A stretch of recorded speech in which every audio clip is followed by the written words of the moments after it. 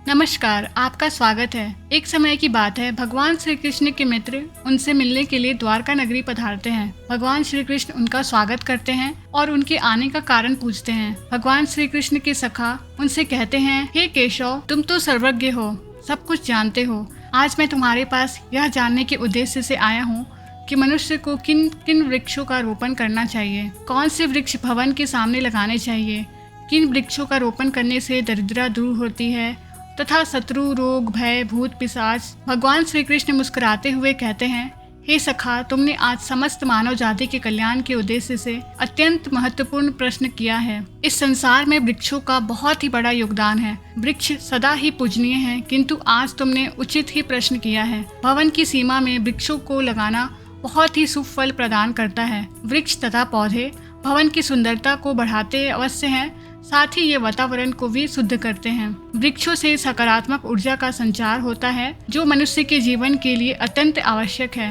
वृक्ष नकारात्मकता को कम करके वातावरण को अधिक सकारात्मक बनाने का कार्य करते हैं। घर के सामने शुभ पेड़ पौधे लगाने से घर में सुख समृद्धि आती है। साथ ही ये पेड़ पौधे कई प्रकार के वास्तु दोषों को भी नष्ट करते हैं। घर के आंगन में खड़े वृक्ष देवताओं के समान घर की रक्षा करते हैं। हे मित्र, भवन के पास कौन से पौधे लगाने चाहिए और कौन से नहीं, इसके बारे में बताने से पूर्व मैं आपको एक प्राचीन कथा सुनाता हूँ, जिससे तुम्हें समझ में आ जाएगा कि वृक्षों का तथा पेड़ पौधों का भवन के पास लगाना कितना शुभ होता है और कौन से पौधे भवन के पास लगाने से दुख एवं दरिद्रता आती है। जो भी मनुष्य इस कथा का श्रवण करता है, उसके सैकड़ों पाप नष्ट हो जाते हैं और उसकी दरिद्रता का नाश होता है। भगवान श्री कृष्ण का सखा कहता है, हे केशव, मैं इस कथा को अवश्य ध्यान से पूरा सुनूंगा, कृपया मुझे वह कथा सुनाओ। भगवान श्री कृष्ण कहते हैं, हे सखा, पूर्व काल की बात है। मध्य प्रदेश में एक अत्यंत शोभायमान नगरी थी। उस नगरी में धनेश्वर नाम का वैश्य अपनी पत्नी सुमति के साथ निवास करता था। धनेश्वर भगवान विष्णु का भक्त था और वह नित्य भगवान विष्णु की पूजा करता था। धनेश्वर की पत्नी भी सुशील और गृह कार्य में दक्ष थी। घर में धन्य धान की कोई कमी नहीं थी। भगवान की कृपा से उसके पास सब कुछ था। इस प्रकार से अनेक दिन बीत जाने के पश्चात धनेश्वर की जो पत्नी थी, जिसका नाम सुमति था, उसने अपने आंगन में कुछ वृक्षों का रोपण किया और नित्य उन वृक्षों को जल चढ़ाकर उनकी सेवा करने लगी। किंतु धनेश्वर की पत्नी को वृक्ष रोपण का ज्ञान नहीं था। उसे जो वृक्ष प्रिय लगे उन्हीं वृक्षों का रोपण उसने किया। जो वृक्ष अशुभ होते हैं उन्हीं वृक्षों का रोपण उसने अपने घर के आंगन में कर दिया, जिस कारण से उस वैश्य धनेश्वर को व्यापार में काफी सारा घाटा होने लगा। उसके घर में रोज कलह होने लगा। पति पत्नी में बार बार कलेश होने लगे। उन दोनों के जीवन में अनेक कठिनाइयां आने लगी। धनेश्वर का सारा व्यापार डूब गया और उसका सारा धन भी नष्ट हो गया।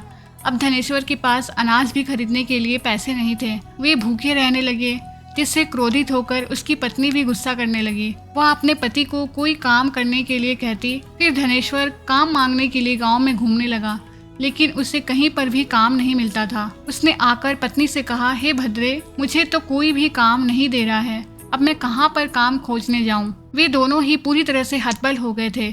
दोनों के पास उद्योग करने के लिए कुछ नहीं था। धनेश्वर ने अपनी पत्नी के सारे गहने भी बेच डाले और जो कुछ भी अन्न मिला उसी से पेट भर लिया। इस प्रकार से अशुभ वृक्ष लगाने के कारण दोनों के ही जीवन में घोर दरिद्रता और संकट आने लगे, किंतु वे दोनों ही इस बात को नहीं जानते थे। फिर एक दिन एक साधु महात्मा धनेश्वर के घर पर पधारते हैं।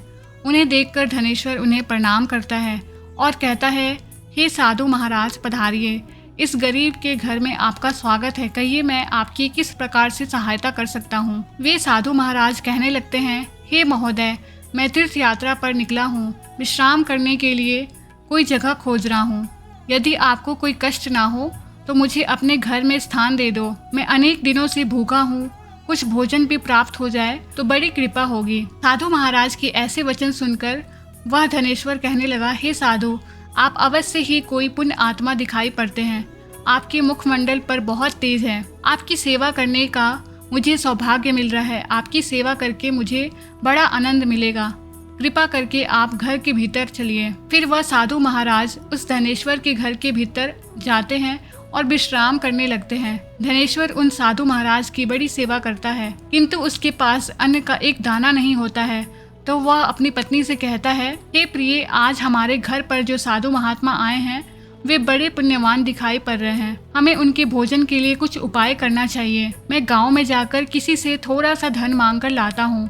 इतना कहकर वह धनेश्वर गांव में एक सेठ के घर पर चला जाता है और उस सेठ से थोड़ा सा धन देने की विनती करता है, किंतु वह सेठ उस वैश्य को धन देने से इनकार करता है और कहता है, तुम्हारे पास तो फूटी कौड़ी नहीं है, तुम मेरा धन कैसे वापस करोगे। धनेश्वर कहता है, हे सेठ, कृपा करके आप मुझे थोड़ा सा धन दीजिए, मैं जल्दी ही आपको लौटा दूंगा। यदि मैं धन नहीं लौटा पाया, आप मेरा घर ले लीजिए। धनेश्वर की बात सुनकर उस सेठ को उस पर थोड़ी दया आती है और वह उसे धन देते हुए कहता है, हे वैश्य, यदि तुमने धन नहीं लौटाया तो तुम स्वयं ही मुझे अपना घर सौंप देना। धनेश्वर कहता है, हे सेठ, मैं वचन देता हूँ, यदि मैंने धन नहीं लौटाया तो मैं आपको मेरा घर सौंप दूंगा। फिर धनेश्वर उससे धन लेकर बाजार से दूध, चावल, सब्जी, आटा, शक्कर आदि चीजें खरीद लेता है और लौटकर अपने घर आ जाता है। फिर वह अपनी पत्नी से कहता है, हे प्रिय, तुम उन साधु महात्मा के लिए भोजन बनाओ। फिर धनेश्वर की पत्नी भोजन बनाती है और उन साधु महात्मा को भोजन परोसती है। इस प्रकार से उस धनेश्वर की भक्ति और निष्ठा को देखकर वे साधु महाराज बहुत प्रसन्न हो जाते हैं। भोजन हो जाने के पश्चात वे जाते जाते उस धनेश्वर से कहते हैं, हे, मैं तुम्हारी भक्ति और आदर सम्मान से अत्यंत प्रसन्न हूँ। तुम्हारी जो भी कामना है मुझे बताओ, मैं अवश्य पूरी करूँगा। तब वह धनेश्वर कहता है, हे महात्मा, आपका आशीर्वाद ही हमारे लिए सब कुछ है, किंतु मैं आपसे यह जानना चाहता हूँ कि किस पाप के कारण मुझे दरिद्रता का दुख भोगना पड़ रहा है। हमने तो भगवान विष्णु की भक्ति की है, फिर हमारे जीवन में दरिद्रता क्यों आई है, इसका क्या कारण है और इस दरिद्रता को दूर करने के लिए मुझे क्या उपाय करना चाहिए। फिर वह महात्मा कहते हैं, कि वैसे मैं जब तुम्हारे द्वार पर आ गया था तभी मुझे यह ज्ञात हो गया था कि तुम्हारे जीवन में घोर दरिद्रता और संकट आए हुए हैं, क्योंकि तुम्हारे भवन के सामने जो वृक्ष हैं वे ही तुम्हारी दरिद्रता के कारण हैं।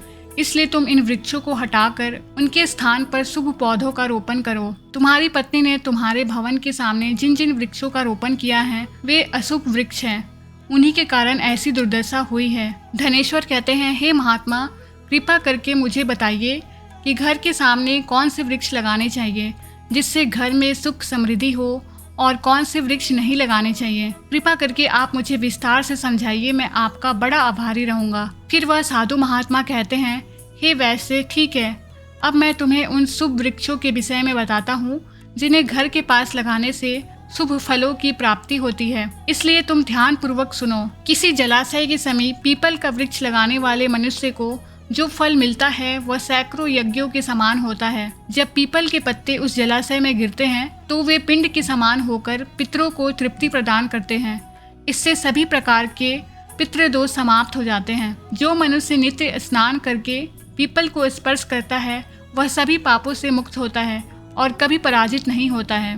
पीपल को स्पर्श करने से लक्ष्मी की प्राप्ति होती है और उसकी प्रदक्षिणा करने से आयु में वृद्धि होती है। पीपल की जड़ में श्री विष्णु, तने में शिव जी और अग्रभाग में ब्रह्मा जी स्थित रहते हैं। अमावस्या के दिन पीपल को प्रणाम करने से जो फल मिलता है वह 1000 गाय के दान के बराबर होता है। इस संसार में पीपल के समान कोई वृक्ष नहीं है। साक्षात श्री हरि इस वृक्ष के रूप में पृथ्वी पर विराजमान है। पीपल के वृक्ष को चोट पहुंचाना अथवा टहनी तोड़ना महापाप माना गया है। ऐसा मनुष्य एक कल्प तक नरक में रहता है और जो पीपल को जड़ से काटता है उसका कभी नरक में उद्धार नहीं होता है। हे वैसे, अब मैं तुम्हें दूसरे वृक्ष के बारे में बताता हूँ।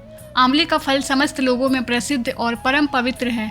आंवले को लगाने से स्त्री और पुरुष जन्म मृत्यु के बंधन से मुक्त हो जाते हैं। यह पवित्र फल भगवान विष्णु को अत्यंत प्रसन्न करने वाला एवं शुभ माना गया है। इसको खाने से सभी पापों से मुक्ति मिलती है। आंवला खाने से आयु बढ़ती है, उसका जल पीने से रोगों का नाश होता है और आंवले को जल में मिलाकर स्नान करने से दरिद्रता दूर हो जाती है और सभी प्रकार के ऐश्वर्य प्राप्त हो जाते हैं। जिस घर में आंवला सदा मौजूद रहता है उस घर में कभी दैत्य और राक्षस नहीं आते हैं। एकादशी के दिन अगर आंवला मिल जाए तो संसार के सभी तीर्थों से बढ़कर फल प्राप्त होता है। अपने केस में आंवला लगाने वाला फिर से मृत्यु लोक पर जन्म नहीं लेता। जिस घर के सामने आंवले का वृक्ष होता है वहाँ पर साक्षात लक्ष्मी नारायण निवास करते हैं। तीसरा है अशोक का वृक्ष। अशोक के वृक्ष में अप्सराओं का निवास होता है। यह वृक्ष शोक का नाश करने वाला तथा निराशा को समाप्त करने वाला होता है। इस वृक्ष को घर के पास लगाने से घर में सुख शांति बनी रहती है।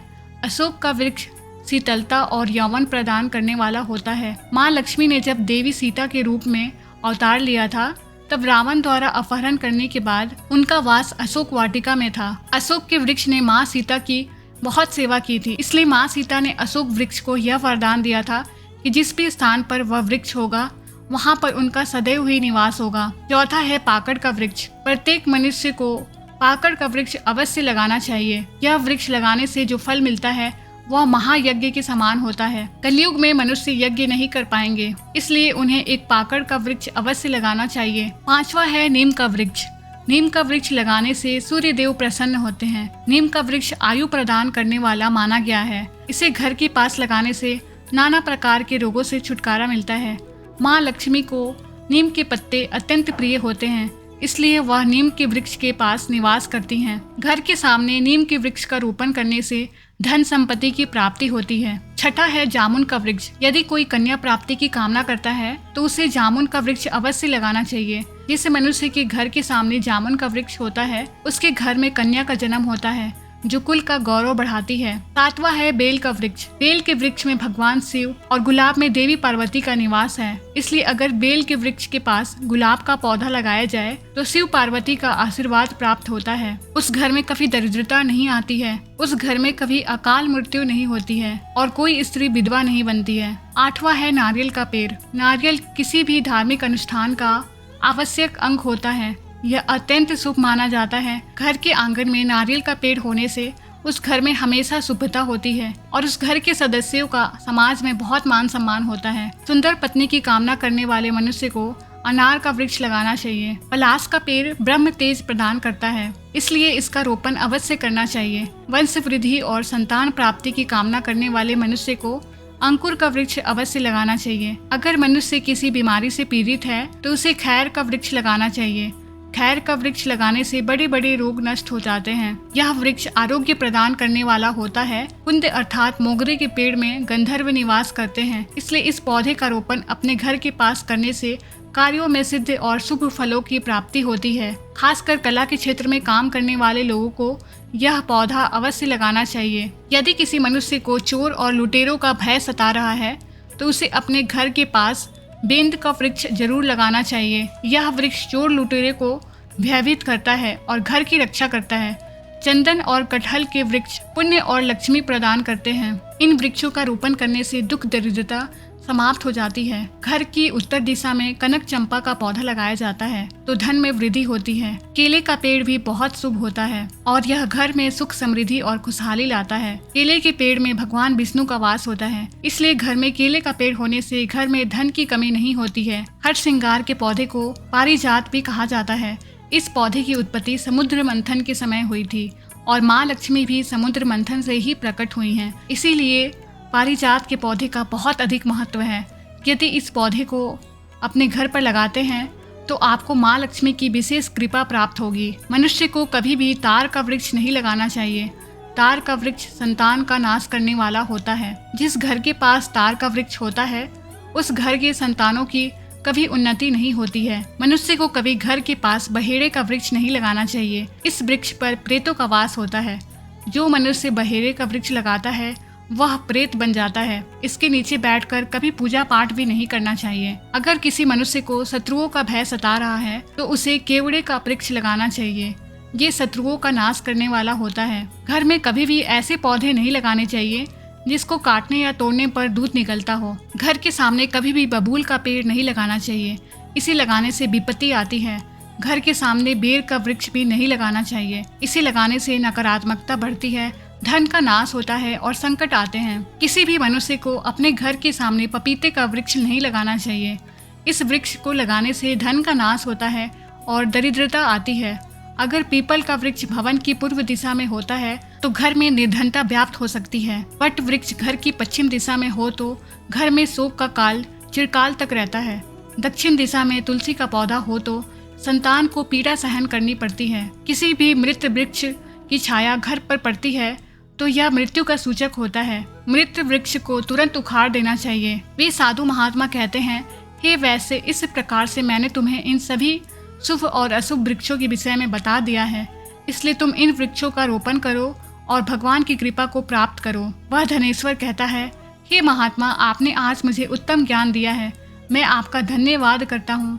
फिर वे साधु महात्मा धनेश्वर को आशीर्वाद देकर उस स्थान से अंतर्ध्यान हो जाते हैं। साधु महात्मा को अचानक से अदृश्य हुआ देखकर धनेश्वर और उसकी पत्नी को आश्चर्य होता है। फिर उन्हें समझ में आता है कि साक्षात भगवान विष्णु ही उनके घर पर आए थे। फिर धनेश्वर उन साधु महात्मा के कहे अनुसार अपने घर के सामने अनेक शुभ वृक्षों का रोपण करता है, जिससे अचानक ही उसे बहुत सारे धन की प्राप्ति होती है और उसकी दरिद्रता दूर हो जाती है। धनेश्वर और उसकी पत्नी भगवान विष्णु का धन्यवाद करने लगते हैं।